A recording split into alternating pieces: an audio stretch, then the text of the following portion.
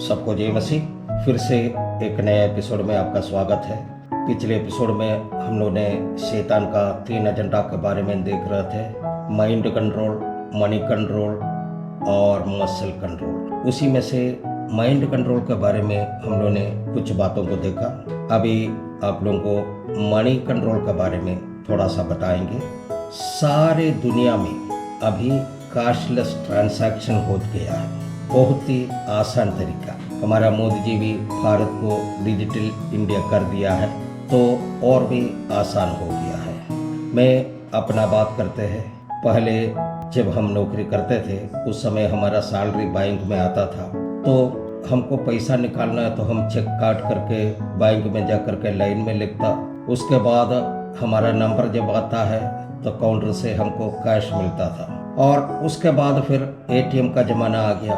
ATM card मिला, वही ATM card लेकर के एटीएम काउंटर में भी जा करके लाइन लगना पड़ता। उसके बाद नंबर आएगा तो जा करके एटीएम से पैसा निकालता था। तो अभी जब हम एटीएम काउंटर के लिए पैसा निकालने के लिए जाते हैं तो शैतान हमको कहता है काहे के लिए कैश निकालना है। अभी तो सब्जी वाले हैं, दूध वाले हैं, किराने वाले हैं, सभी ऑनलाइन से पेमेंट ले लेते हैं। फिर चिंता किस बात का है। मान लीजिए अगर मैं मोबाइल द्वारा गूगल पे कर दिया किसी ट्रांजैक्शन के लिए, तो तुरंत हमारा मोबाइल में एक मैसेज आएगा। अगर हम पेटीएम से ट्रांजैक्शन करते हैं तो 2 रुपया वो हमें कैशबैक देगा। तुरंत हम शैतान का बात सुनकर अगला ट्रांजैक्शन क्या करेंगे, हम पेटीएम से करेंगे। दूसरा एक तरीका शैतान अभी का ये है कि बैंक के द्वारा क्रेडिट कार्ड फ्री में बंटवा देते हैं। पहले जमाने में कम से कम 1 लाख रुपया बैंक बैलेंस रहेगा तभी वो बैंक वाला क्रेडिट कार्ड देते थे। अभी मेरा और आपका मोबाइल में एक दिन में कम से कम 4-5 मैसेज तो आता ही होगा। 2 मिनट में क्रेडिट कार्ड लीजिए। पहले हम लोग का स्थिति ऐसे नहीं थे। हाथ में थोड़ा पैसा है, बाजार से जा रहे थे तो घर के लिए कुछ जरूरी सामान को रास्ता में देखा, मन में इच्छा हुई है कि वो सामान ले लेते हैं। फिर मन में सोचेगा कि इससे भी ज़्यादा जरूरी है, कल हमारा बेटे का फीस जमा करना है, इसलिए वो पैसा बिना खर्चा किए वो पैसा लेकर के वापस घर आ जाता। लेकिन अभी का समय में मान लीजिए वही बाजार का स्थिति आ गया तो शैतान क्या बोलेगा, तुम उसको ले लो, तुम चिंता क्यों करते हो, तुम्हारे पास तो क्रेडिट कार्ड है ना। इसी तरह से अभी सारे बैंक वाला और फाइनेंस कंपनियां लोन देने के लिए पीछे पड़े रहते हैं। किसी भी प्रकार का लोन लीजिए, लेकिन लोन लेना है आप। पर्सनल लोन लीजिए, कार लोन लीजिए, हाउसिंग लोन लीजिए, एजुकेशन लोन लीजिए, या नहीं तो कुछ भी नहीं है तो घूमने फिरने के लिए जो लोन चाहिए वो भी देने के लिए तैयार है। ये सब लोन आपको दिलाकर शैतान आपको और हमको अपने कब्जे में रखना चाहता है। इसी तरह हमारे मेहनत के पैसे हमारे इच्छा से नहीं बल्कि शैतान के इशारे से खर्च करता है। देखिए कितना चालाक है, कितना होशियार है शैतान। इन सब के पीछे उनका एक ही उद्देश्य, एक ही मकसद है। आने वाला समय में जब विरोधी मसीह के शासन काल में आने वाला उस समय प्रचलित होने वाला एक मुद्रा है 666।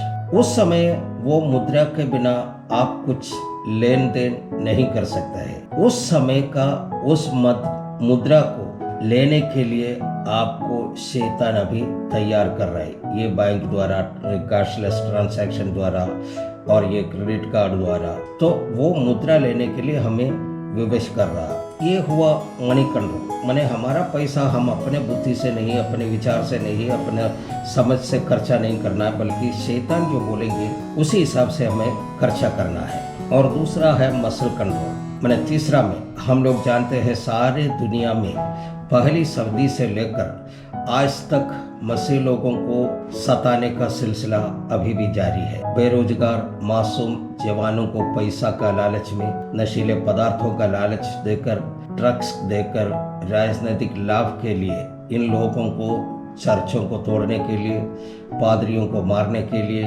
भोले भाले विश्वासियों को घात करने के लिए इन मासूम जवानों को प्रोत्साहन देता है। पैसे के लालच में कट्टरपंथी लोग, धार्मिक अंधे लोग सब इसके आगे में रहते हैं। सताने वालों का दिल में शैतान कार्य करते हैं। ज्यादा कुछ बोलने का जरूरत नहीं है, क्योंकि आप सब बात जानते हैं।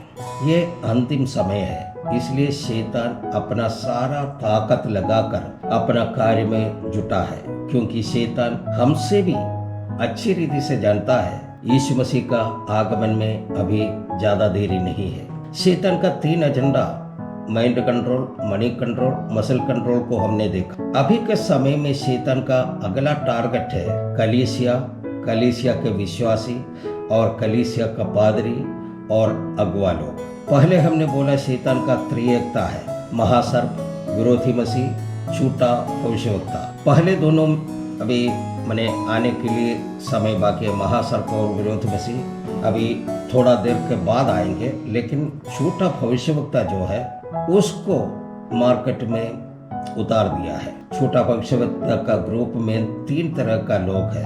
पहला झूठा भविष्यवक्ता, दूसरा है झूठा प्रेरित, तीसरा है झूठा उपदेशक।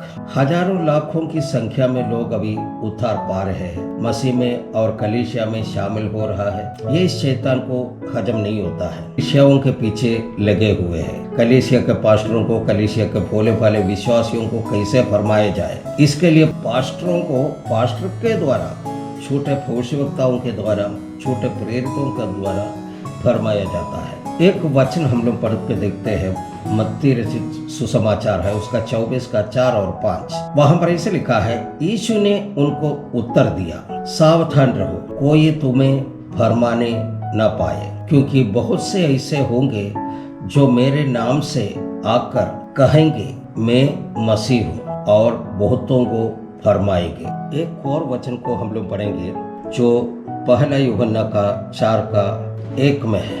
हे प्रियो, हर एक आत्मा की प्रतीति न करो, वरन आत्माओं को परखो, वे परमेश्वर की ओर से है कि नहीं, क्योंकि बहुत से झूठे भविष्यवक्ता जगत में निकल खड़े हुए हैं। ये अंतिम समय है, इसलिए इसमें रहकर कुछ बातों को कहना चाहता है अच्छे और झूठे भविष्यवक्ताओं के बारे में। बाइबल में क्या लिखा है, हम लोग कुछ वचनों हम लोग देखते हैं। पहले अच्छे भविष्यवक्ता के बारे में वचन में क्या लिखा है ये हम लोग देखेंगे। यिर्मयाह का किताब का 23 अध्याय और उसका 22वां वचन में ऐसे लिखा है, यदि ये मेरे शिक्षा में स्थिर रहते तो मेरी प्रजा के लोगों को मेरे वचन सुनाते और वे अपनी बुरी चाल और कामों से फिर जाते। कितना साफ रीति से लिखा है। एक और वचन को पढ़ेंगे, पहला राजा का पुस्तक उसका 22 का 14वां वचन ऐसे लिखा है, मीकाया ने कहा, यहोवा के जीवन की शपथ, जो कुछ यहोवा मुझसे कहे वही मैं कहूँगा।